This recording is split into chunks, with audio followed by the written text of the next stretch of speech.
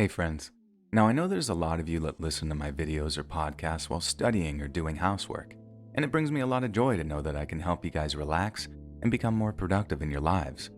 But to make sure you're getting the most out of my voice, the ambient music, and the fantastic stories I read in my videos, you need the very best in wireless audio technology to ensure that every single word is crystal clear. And that's why today's video is sponsored by Raycon Everyday Earbuds. Raycon's latest model of earbuds feel and sound better than ever, and due to consumer demand, they're now almost completely water resistant. With optimized gel tips for the perfect in-ear fit, these earbuds are so comfortable you barely feel them, and so snug that they'll never fall out of your ears, even during the most intense workout sessions. And with 8 hours of playtime and 32-hour battery life, they're sure to survive even the longest of journeys. Raycon's everyday earbuds have amassed a whopping 49,000 five-star reviews across all purchasing platforms, and a huge part of their customer satisfaction is the fact that Raycons are around half the price of competing brands. Raycons also feature two different highly specialized sound profiles for whether you're listening to music or relaxing with podcasts like mine. They also include both noise isolation and awareness modes, for when you need to seamlessly switch between blocking out the outside world and paying more attention to it. I'm also pleased to announce that, thanks to the Buttersock cult infiltrating the highest strata of industry, Raycon are offering all you loyal cult members a 15% discount on your order. Click that link in the description or go to buyraycon.com/letsreadyt to get 15% off. And get the highest quality audio for less. Now without further ado, on with today's video.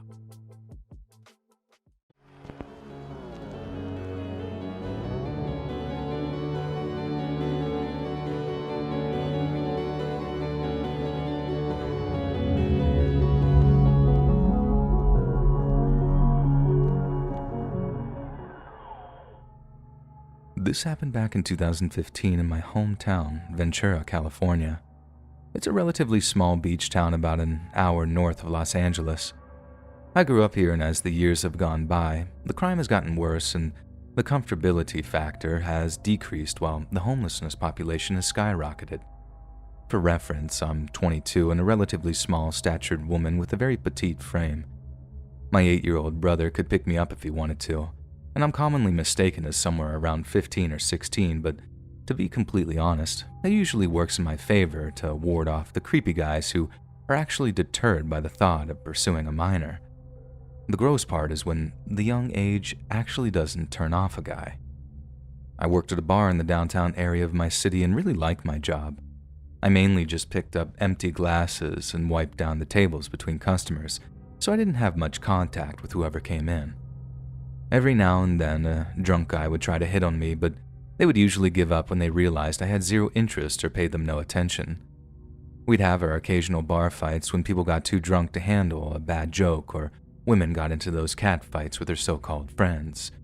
But nothing could have prepared me for what happened that night. It's something I'll never forget and is the reason I'll never work in a bar ever again. This specific night was my first time working the late shift.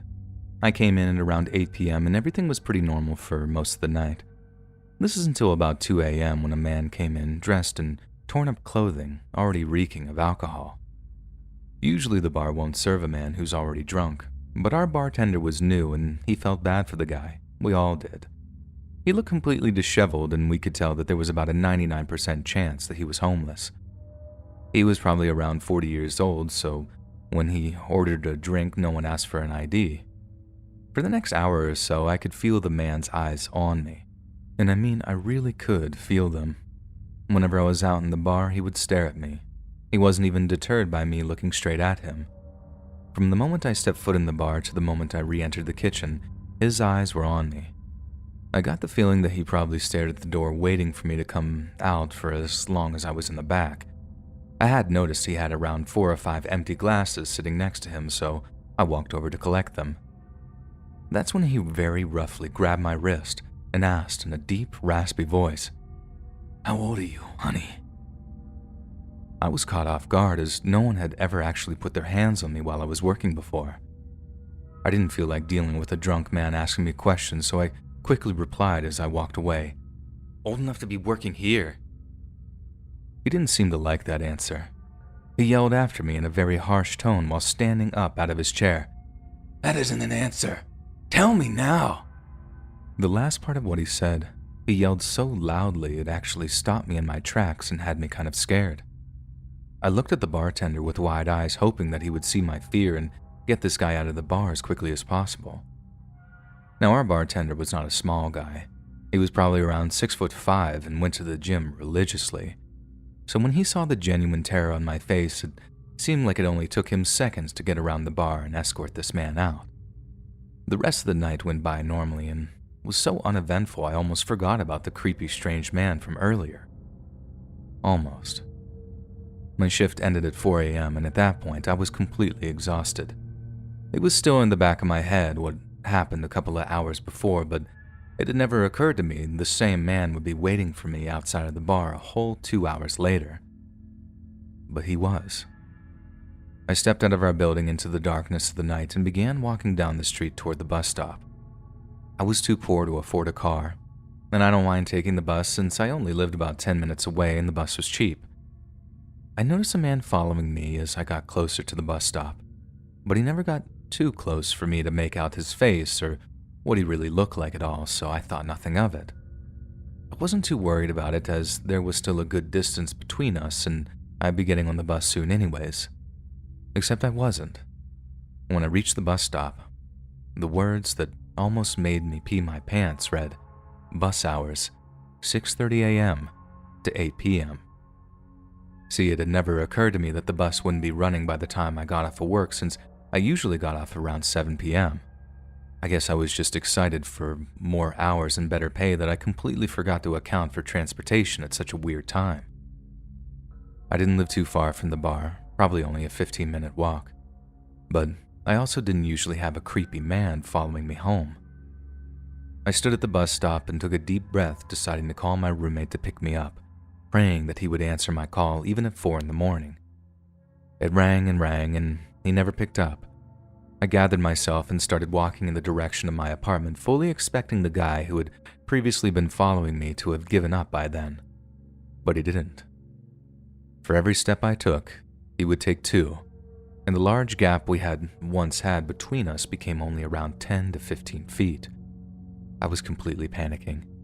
I picked up the pace to try to get further away from him, but that only made him walk faster behind me. By the time I had turned the corner onto the street of my apartment, I was in an all-out sprint trying to outrun this guy. I had my keys in my hand, ready to unlock the door and get inside as soon as possible. I ran up the stairs to the second floor and could hear his footsteps pounding up the steps not too far behind me. I shoved my keys in the lock so fast, and within seconds, I was in my apartment and locked the door. I was completely out of breath and in pure shock at what I was going through. I heard a loud thud as my door vibrated from what I quickly realized was the impact of the man charging at my door. After around 5 minutes of silence, which felt like forever, I decided to look through the peephole to see if he was still there. And I let out a scream of terror, when who I saw was the man who grabbed me earlier in the bar, standing still in front of the door, staring straight at the peephole, staring at me. He had this scary smirk on his face as he stood there making no sound at all. I ran to my roommate's room to wake him up to maybe deal with the guy, or even just so I didn't have to be alone. But when I opened his door, he wasn't there. I sunk to the floor in defeat and started to cry and shake from all the emotions that I was feeling in that moment. And that's when I began to hear a scratching sound coming from the door that lasted for what seemed like hours. I reached into my bag to grab my phone to call the police, but it wasn't there, and my heart sank again when I realized that it must have fallen out while I was running for my life away from that obviously insane man. I've never wanted a landline so much as in that moment in my life. At this point, there was nothing anyone could have done. I was not moving from that spot until my roommate came back, and I knew he was gone. Sometime during the morning, I must have fallen asleep because I was woken up by my roommate, shaking me awake, asking me what happened and why I was sleeping on the floor. I explained to him what happened, and when I was finished, he looked at me with wide eyes, and told me that there was something on the door I needed to see. Carved into the door's wood with what I assume was a knife was something that still scares me to this day. O-P-E-N. Open. We called the police, but they said there wasn't much they could do because there was no way of knowing his identity, and a basic description of a homeless man wasn't enough, and that we should just move if we were that worried about it. It was insane how incredibly unhelpful they were. I never did find my phone, and I quit my job at the bar that same day. They obviously are aware of his likeness, and I hope they would know to call the police if they see him again. And I've never been back. I've since moved out of that apartment and now just work from home, so I never have to experience an insanely terrifying night like that ever again.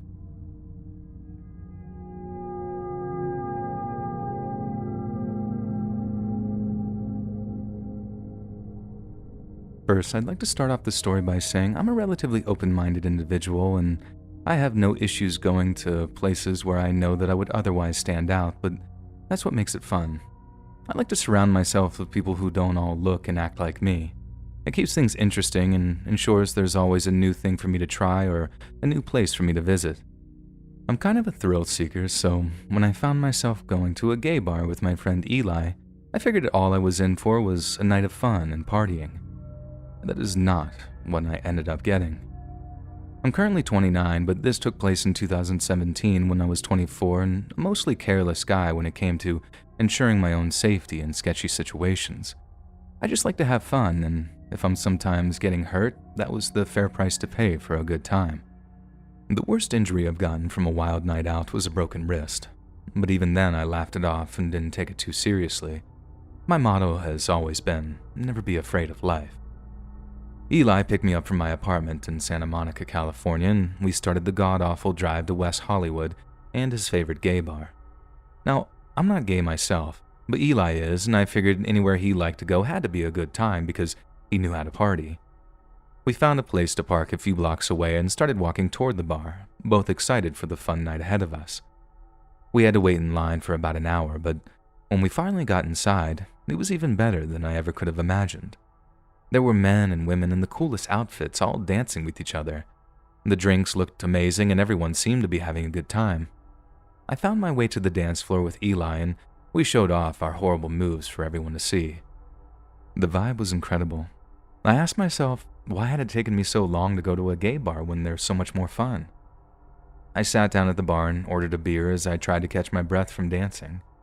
An older man, probably in his late 50s, sat next to me and asked me if it was my first time in a gay bar. I was confused how he knew that, and he seemed to pick up on my confusion when he said, "Eli comes here all the time, and I never seen you, so I just assumed." I remember awkwardly laughing and confirming his suspicions. He told me his name was Jeremy and offered to buy me another beer, which I happily agreed to, considering he was a nice enough guy who was making an effort to talk to me. We talked for around 30 minutes when I started feeling lightheaded and dizzy. I figured I had probably had too much to drink throughout the night, so I said my goodbyes to Jeremy and began making my way throughout the bar to look for Eli to take me home. I only managed to get a few feet before I started to fall over.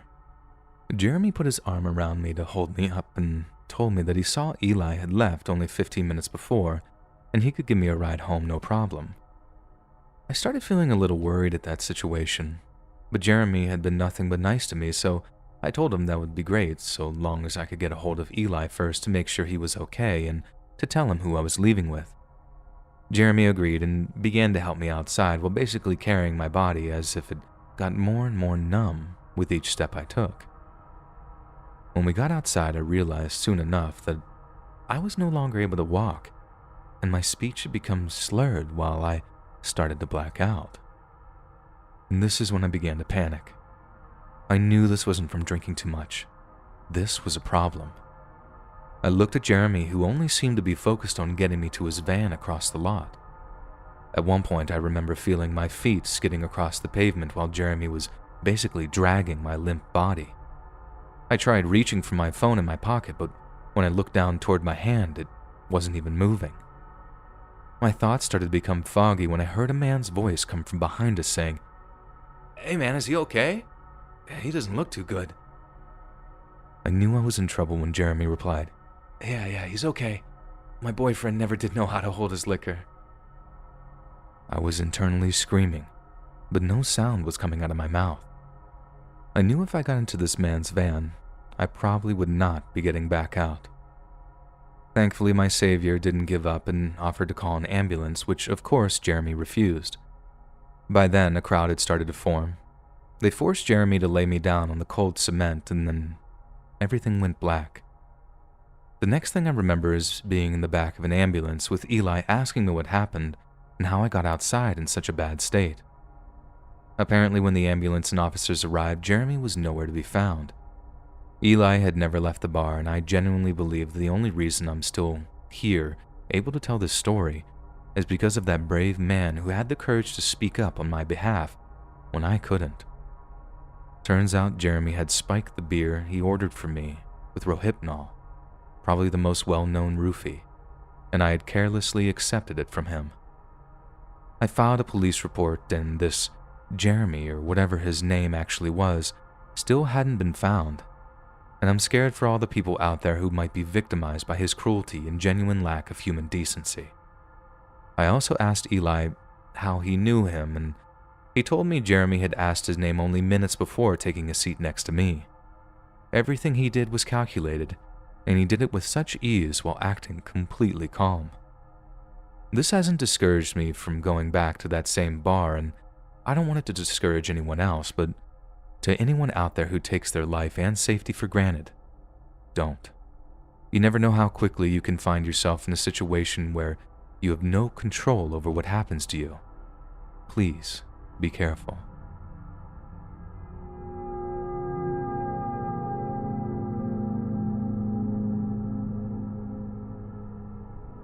A little bit of background about me so you can understand where I'm coming from when I tell you I resorted to bar hopping to find love.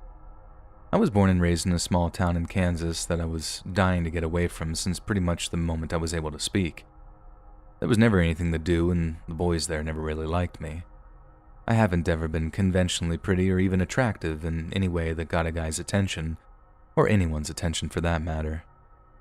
I moved out of Kansas to New York City in 2008 when I was 18 to pursue fashion. At the time, I thought I would have no problem meeting a man in a city as big as that one. But let me tell you, it was still very hard. It seemed like I was invisible. Like even if I was in a crowded room, I was still somehow invisible to everyone there. After months of feeling sad and alone, I decided a decent place to meet a guy was at a bar. The first few weeks, I was too nervous to talk to any men, but eventually I was able to take a deep breath and start a conversation. Only problem is, it seemed like all any guy wanted was a quick hookup, and I guess I can't act that surprised. Until one guy. He was in his early 30s, and with me being only 21, I figured this gave me an in to a more adult-like relationship. He was tall and muscular, probably around 6'1". He was so far out of my league that I was confused why he even began talking to me to begin with. And for the sake of the story, we'll call him Jake. Jake texted me the same night we had met and immediately started showering me in compliments. He told me I was gorgeous and how he didn't understand why I didn't have men lined up to be with me.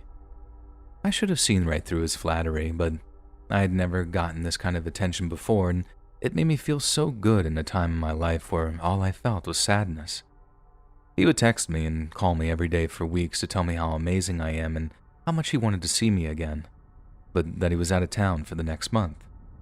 He said he had business to attend to upstate. By the time the month had gone by, Jake was still there texting and calling me just as much, so we made a plan to hang out at the same bar where we first met. He told me he was taking care of everything. When he picked me up, he hugged me and opened the door for me while again showering me with compliments and telling me that we were going to have so much fun. He shut the door behind me and climbed into the driver's seat, pulling into what seemed like would be endless traffic. After around 10 minutes in the car with him, his demeanor changed. He started to act really nervous, but I didn't think much of it because people do get nervous on dates. We pulled up to the same bar and he paid for the valet. We walked inside and he led us to a table pretty far towards the back of the bar where a woman was waiting for us. I was so confused. I turned to Jake and said, "This can't be our table." He assured me it was, and I was even more confused when he went and sat down next to the woman, asking me to sit across from them. I sat down not really sure what to think when the woman started talking to me. She told me how excited she was to finally meet me and that Jake had told her so much about me. I tried to be as polite as possible, but I ended up just blurting out, "Who are you?" I distinctly remember her laughing a little, whispering to Jake, "I like this one," and telling me she was in charge of the outreach program for what she said was a sanctuary for people not sure about where their life was going. She said Jake had told her how insecure and unsure I was about myself and that she could help. All I needed to do was trust her. She told me that she would take me to their farm upstate and I would have no contact with what she said was the toxic world outside of the sanctuary. I remember getting annoyed at the word sanctuary after the 10th time she said it. I asked her how exactly she could help me. She said the only way to live a happy life was to cut all contact from the outside world. There would be nothing to drag me down or make me sad anymore. And throughout our whole conversation, she would look at me like she was judging me, like she was trying to determine if I was worthy. She said that if I agreed to join them, I would never have to feel alone again, that the world was a cruel place, but with them it didn't have to be. Now, I might have been young, but I could spot a cult from a mile away. I told her that I would think about it, but that I wanted to go home. Jake got up and offered to drive me, but I assured them a taxi would be fine. I was thoroughly creeped out and wanted to get as far away from them as possible. I thought about going to the police, but it's not like I can tell them some creepy people offered me a place to live who also had no issue with me saying no. The next few weeks were strange. I would get letters left on my doorstep telling me to meet them back at the bar and join them, and that they were always watching, that they cared about me. I had no idea what was going on or why they were so persistent. I continued to ignore their letters and messages, and eventually they stopped, but the feeling of being watched never really did.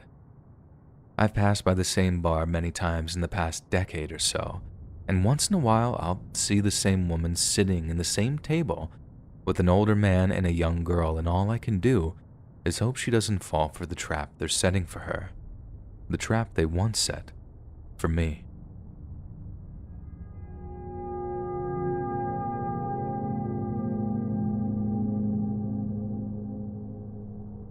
I'm 26 and a relatively laid-back guy. I mind my own business, and I've never really been interested in socializing too much. I like my privacy, and keeping to myself has always seemed to work out just fine in my life. But I really, and I mean really, wanted to see the Grand Canyon. Ever since I was a little kid, I wanted to go so bad. But keeping to myself for so long also meant that I didn't have many friends. And the friends I did have weren't at all interested in a road trip to the Grand Canyon. So I decided to go by myself. Only I took a plane instead. Road trips are only really fun when you're with another person. And this was just over a year ago, and at the time I honestly had never even thought of telling anyone that I was even leaving. I touched down in Flagstaff, and I was just so excited. I picked up my rental car and made my way to my hotel. My plan was to spend a day or two just hanging out in the city, then spend a few days during the weekend exploring the Grand Canyon. By the time I checked into the hotel and got to my room, it was only around 3 p.m. I watched TV for a few hours, but decided I wanted to go out and see what the city had to offer. I was alone, so the initial awkwardness I felt was pretty intense. I just kept telling myself to get out of my comfort zone and just try to have a good time. When I stepped into the lobby, I noticed the woman who checked me in hours before was just leaving. She was around my age, so I figured she should know of the places to go that might be fun. I walked up to her, and she was really nice and offered to show me around the city and maybe even take me to a few of the local bars that she thought were worth going to. I was totally down, and she seemed nice enough. The first bar we went to was fun. It had a more nightclub vibe, but I was into it. After a few drinks, I started to loosen up and actually enjoy the time that I was having with this really cool girl. We went to another bar only around a couple of hours after that, and that's when the night started to go downhill. We walked inside, and immediately the girl I was with started acting differently. She grabbed onto my arm and kept rubbing herself up against me. I was pretty drunk at that point, and I thought she was too. Maybe that she was even a little into me. She pulled me towards a table and we ordered more drinks. She was laughing at all my jokes, and let me tell you, it was a total ego boost, and I started to really like this girl. That's when I saw this big guy and his friends walking straight towards us. He immediately grabbed me by the collar of my shirt and loudly asked where I got off touching his girl like that. I was pretty drunk at that point and very confused. I must have sounded like a complete idiot trying to explain to him the situation. He kept asking the same question over and over again until I finally felt myself being dragged across the bar and then outside. There was an alley beside the bar where I was shoved to the ground. The guy and his friends proceeded to kick me in the ribs more times than I can count, especially in the state I was already in. After a few swift punches to the face and a few broken teeth later, he told me to never talk to his girlfriend again, and that if I did, there would be further consequences. He spit in my face, and I laid there until I blacked out soon after. I woke up the next morning in the same alley in agonizing pain. I could only remember bits and pieces of the night before, but I did distinctly remember what the hotel girl had put me through. She used me to make her boyfriend jealous, and clearly didn't care at all about what would happen to me in the process. I picked myself up off the ground and ordered an Uber back to my hotel. After what had happened the night before, I figured it would be best to switch hotels. I didn't want another run-in with the guy who had just beat me senseless. I took a shower, packed my bags, and hobbled out to my car while wincing in pain from my injuries. I got out of there as quickly as possible, and I made it to my new hotel, and I remember sighing in relief that I'd never have to see those people again. I checked in, and when I got to my room, I basically passed out from pure exhaustion. Throughout the night, I could have sworn I heard light knocks on the hotel room door, but I chalked it up to possibly hearing knocks from down the hall. The door handle would also jiggle here and there, but I again made excuses for it. But I assume it was just housekeeping, right? This continued for the next couple of days and nights that I spent resting in my room. There was one morning where I woke up and somehow the door was slightly opened and only caught by the security chain. That freaked me out quite a bit, but again, I just thought it must have been housekeeping trying to get in during the night to clean. I woke up at 8 a.m. Saturday morning and was super excited to finally see the Grand Canyon in person after wanting to for so long.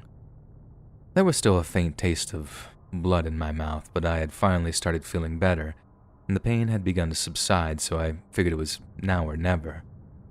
I got dressed, carefully put sunscreen over my massive throbbing bruises, and made my way out of the hotel and into the parking lot toward my car. Except in the parking lot where my car should have been, was instead a mangled mess of metal that was once the rental car I had just parked there a couple of days before. All the windows were smashed, the headlights broken, and the doors and windshield looked like they had been beaten with crowbars or sledgehammers or something. I was shocked and scared, and I didn't know what to do. I ended up calling the police and filing a report, and nothing came of it. The girl at the hotel denied everything and even claimed to not be in a relationship with anyone at all. Thankfully, I had an insurance plan for the rental car, so the damage was covered, but I did have to fork over around $6,000 to fix my teeth. I spent that one day at the Grand Canyon Tourist Center because I knew I couldn't afford to come back anytime soon. And to be completely honest, I didn't really want to come back. I was terrified of that place. It really sucked how the one time I tried to break out of my shell, it ended in disaster and disappointment. My only advice for people who romanticize traveling alone: don't.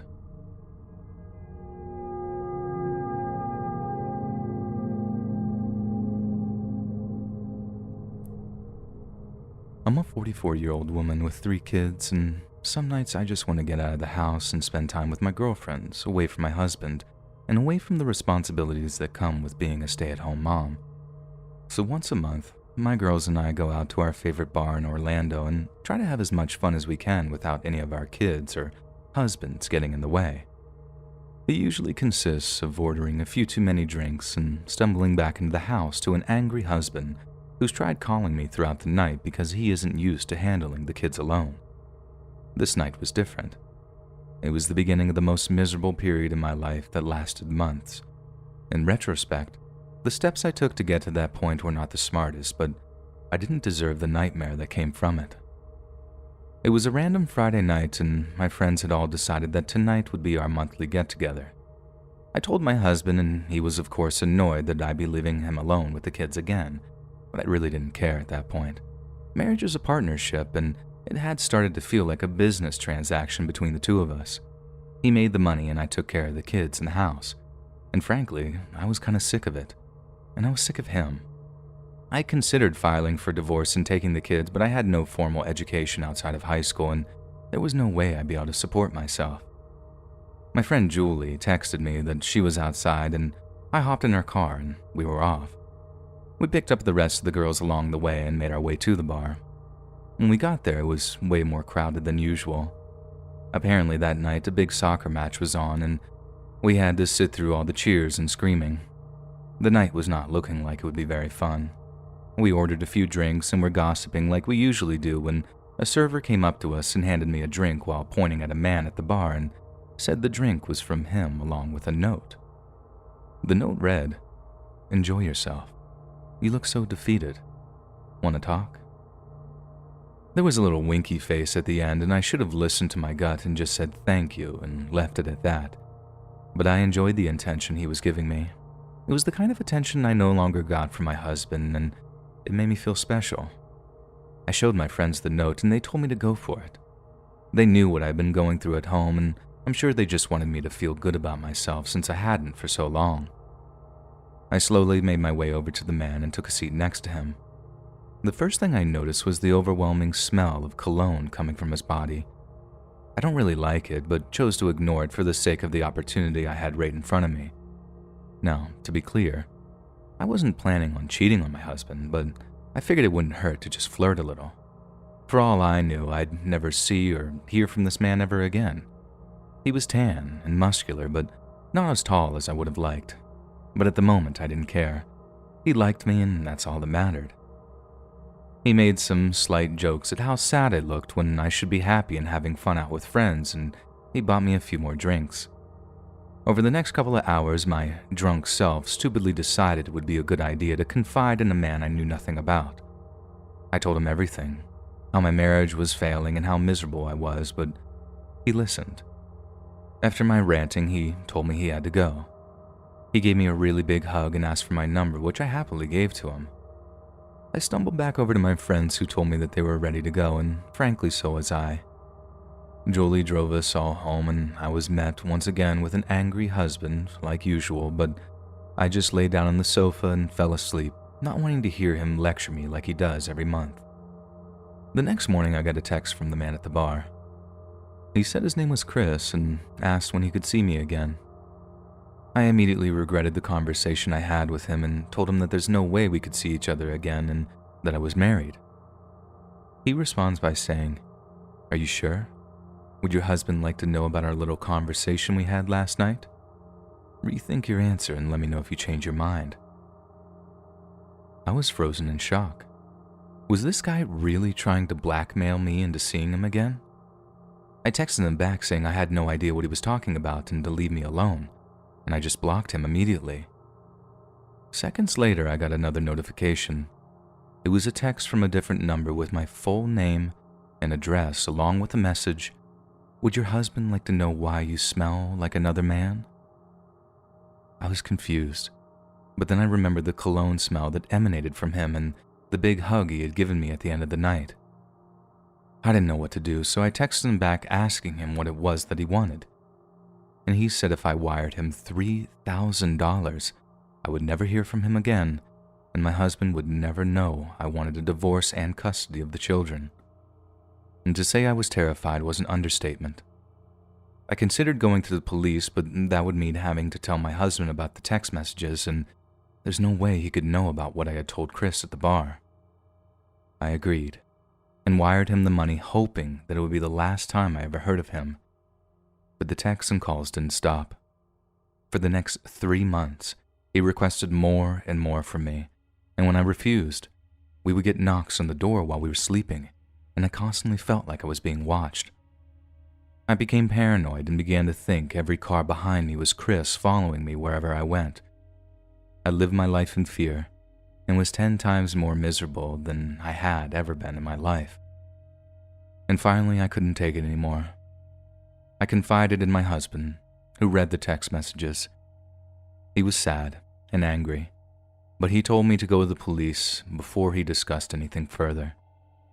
The police said that they would keep a car outside of our house to try to catch the person stalking us, but no one did ever show up. The second I filed a report, the text messages stopped and calls stopped, and I hadn't heard from Chris since.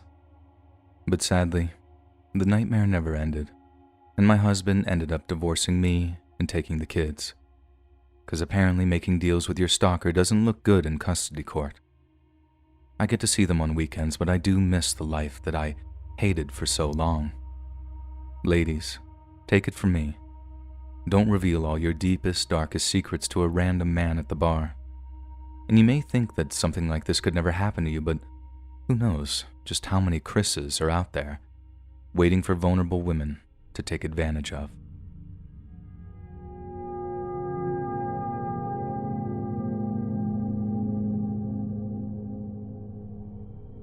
My girlfriend and I had just gotten engaged, and we wanted to take a short road trip to celebrate. It was something we'd been talking about doing for a while, but with work and trying to find somewhere to house our pets during the short trip, we just never really got around to actually doing it.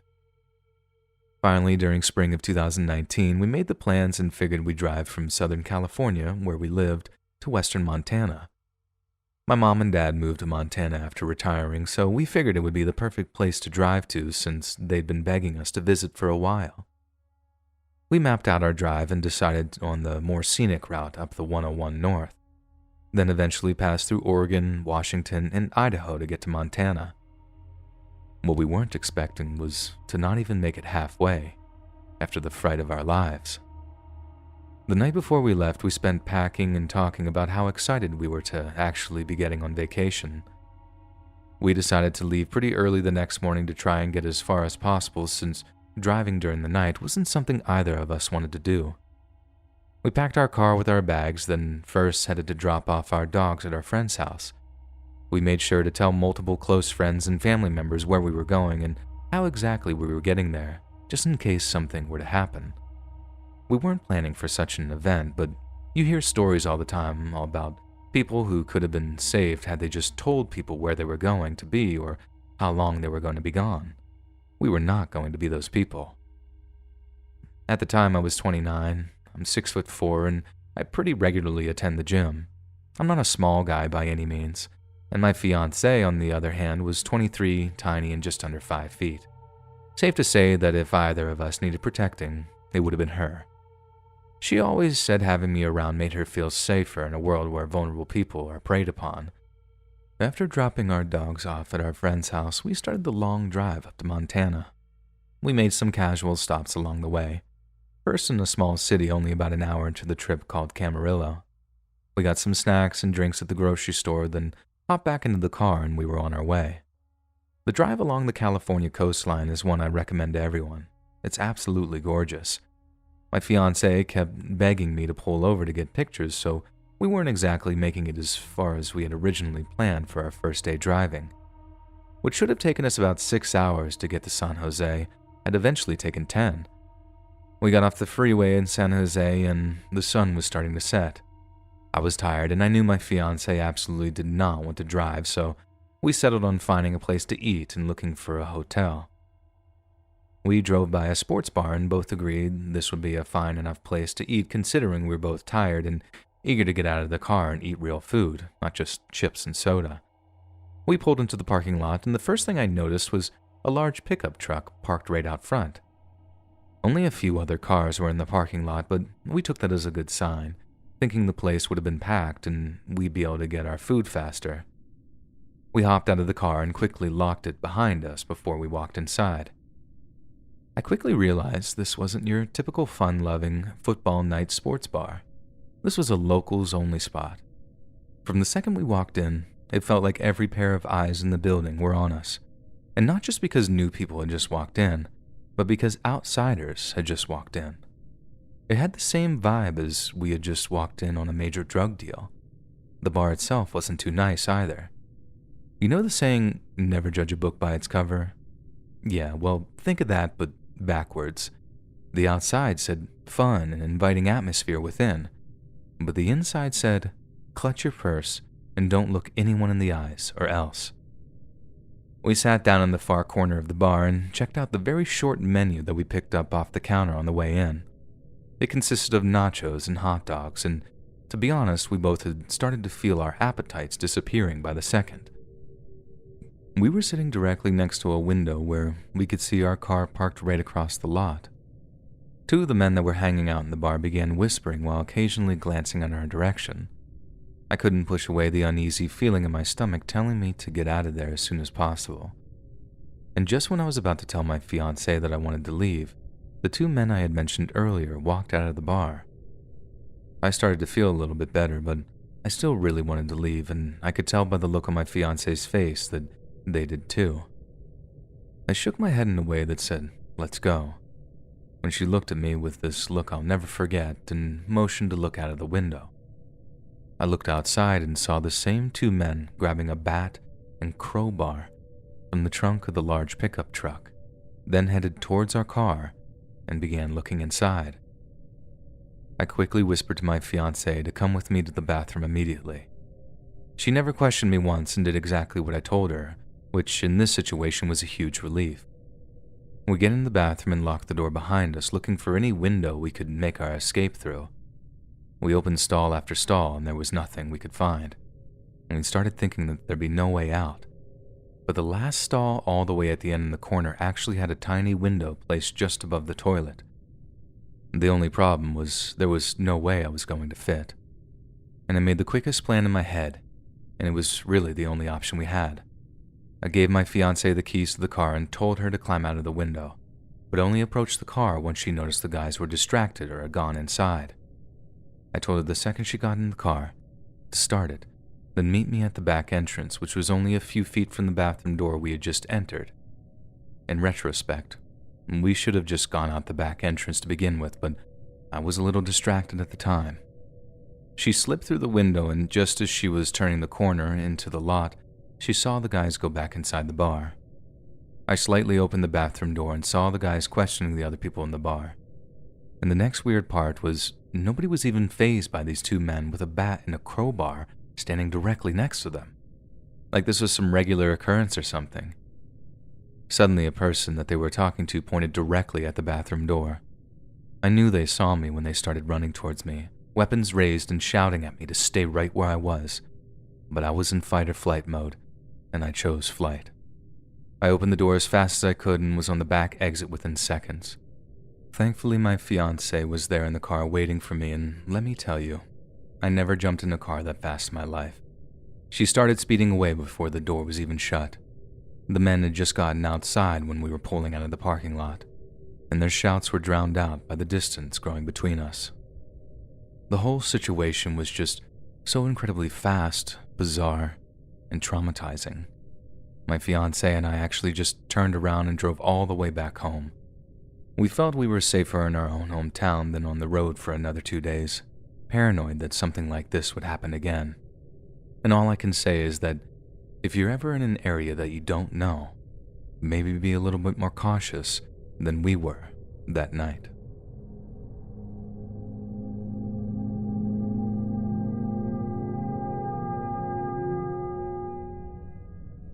Before I really get into it, I want all of you who are about to hear my story to know that I'm a decent man. I care for and about other people, but we all get down on our luck sometimes. When this took place, I was a single father and on the verge of losing my home. My wife died of cancer, and my 2 children really needed me to be that strong, stable parent that they knew would never leave them and always take care of them. When my wife passed, I dove headfirst into a horrible, depressive episode. I stopped eating and didn't even bother going into work. This, of course, resulted in me being fired, and at one point or another, Child Protective Services was called, and the threat of having my children taken away was very serious and absolutely terrifying. I knew my wife would have been so disappointed in me, and frankly, I was disappointed in myself. After losing my job, the money I had saved began to drain, and very quickly. By my fourth month of unemployment, I found myself shoplifting bread and lunch meat from the store just so I could feed my children and make ends meet.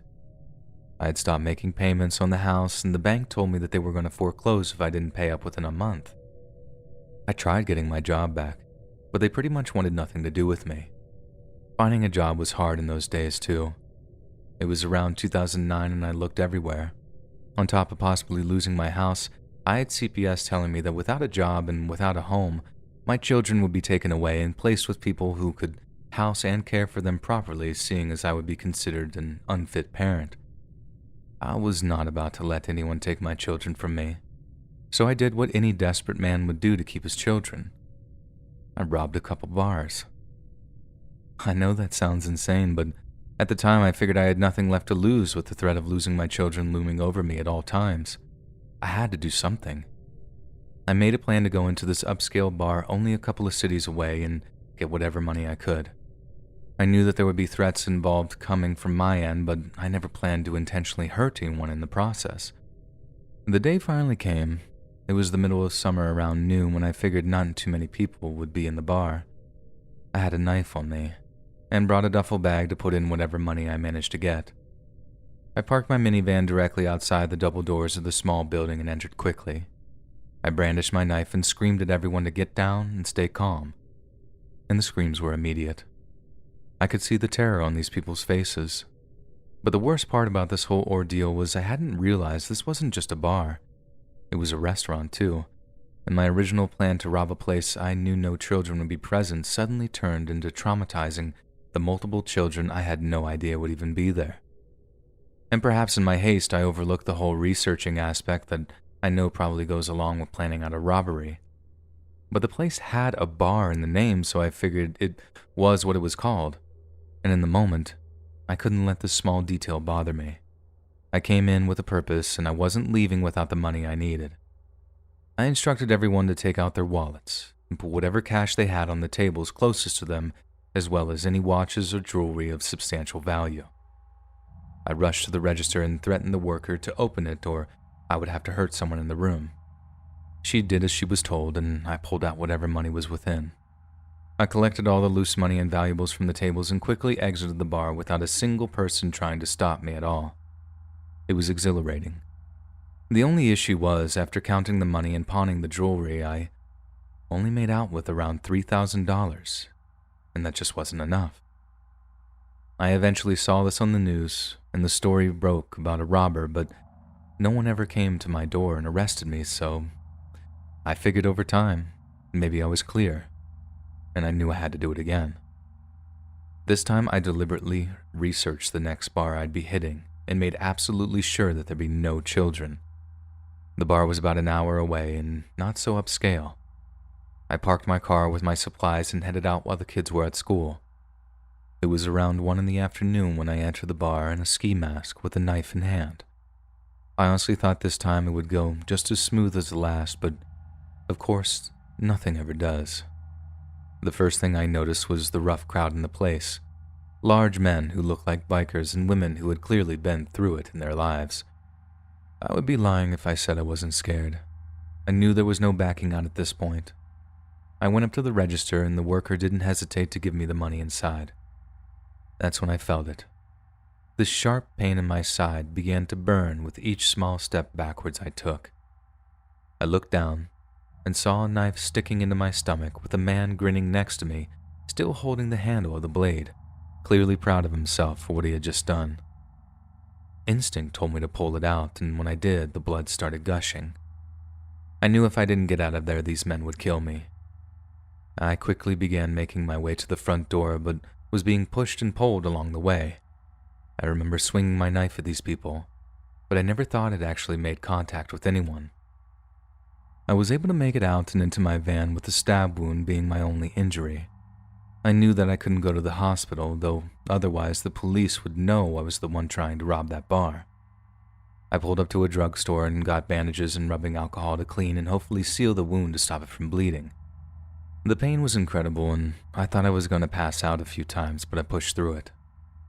For the next month I could barely walk without any pain, but I was able to keep my children and finally find a job soon after. I was grateful that the stab wound didn't end up being serious. I did end up finding out that I had stabbed someone in that bar during the scramble to get out of there, and it was a man with kids of his own, but he thankfully recovered okay. I felt horrible about it at the time and still do to this day. My kids are grown now with their own families, and I don't recommend anyone go down the route that I did, but it felt like my only option at the time. I knew this whole story makes me seem like a terrible person, but ask yourself, what would you do to keep your children? Desperation makes you do crazy things, and I would do it again, in a heartbeat. Hey friends, thanks for listening. Click that notification bell to be alerted of all future narrations. I release new videos every Monday, Wednesday, and Friday at 7 p.m. Eastern Standard Time. If you got a story, be sure to submit them to my subreddit, r/Let'sReadOfficial, and maybe even hear your story featured on the next video. And if you want to support me even more, grab early access to all future narrations and bonus content over on Patreon, or click that big join button to hear about the extra perks offered for the channel. And check out the Let's Read podcast, where you can hear all of these stories in big compilations and save huge on data located anywhere you listen to podcasts. Links in the description below. Thanks so much, friends. And remember, save the sea turtles. Boom.